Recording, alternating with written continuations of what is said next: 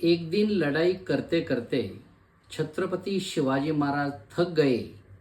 उन्होंने रामदास स्वामी को कहा, हम अभी बहुत थक गए हैं, हम लड़ाई करना नहीं चाहते।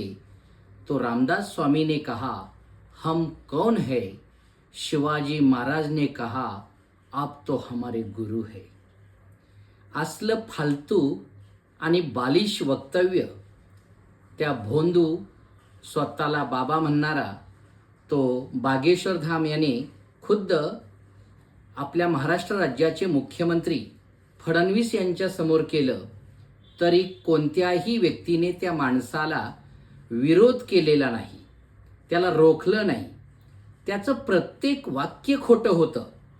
खरं तर छत्रपती शिवाजी महाराजांचा हाच सर्वात मोठा अपमान आहे की न घडलेली गोष्ट ही जगाच्या समोर सांगणं। कारण छत्रपती शिवाजी महाराजांनी उभ्या आयुष्यामध्ये कोणताही बाबा त्यांनी मानलेला नाही, कधीही ते थकलेले नाही। आणि त्यांनी असं म्हणणं की मी राज्य हे तुमच्या पायी स्वाधीन केलेलं आहे, म्हणजे छत्रपतींनी उभ्या आयुष्यामध्ये कधीही पराभव मान्य केला नाही, तरीही असं वाक्य सांगणं म्हणजे हाच सर्वात मोठा छत्रपती शिवाजी महाराजांचा अपमान आहे। आणि आपण सहजपणे तो मान्य करतोय। हायकोर्टाने सुद्धा निकाल दिलेला आहे की छत्रपती शिवाजी महाराज आणि रामदास स्वामी यांची उभ्या आयुष्यामध्ये कधी भेट झालेली नाही, त्यांचा कार्यकाळ सुद्धा वेगळा आहे।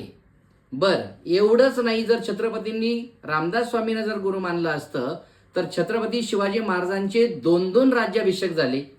एकाही राज्याभिषेकाला छत्रपती शिवाजी महाराजांनी रामदास स्वामींना का बोलवलं नाही? एखादं पत्र त्यांना पाठवलेलं कुठं पुरावा आढळत नाही।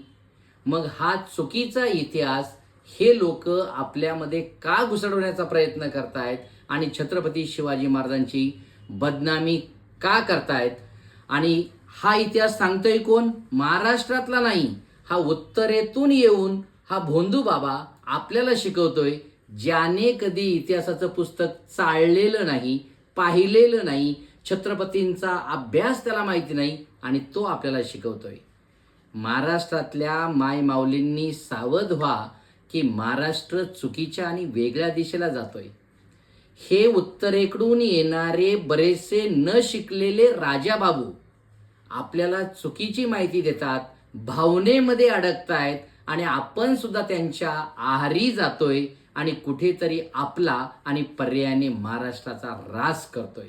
आता तरी सावध व्हा, असं महाराष्ट्राच्या सर्व जनतेला माझं आव्हान आहे। आणि असल्या नालायक भोंदूबाबांचा मी या ठिकाणी जाहीर निषेध करतो।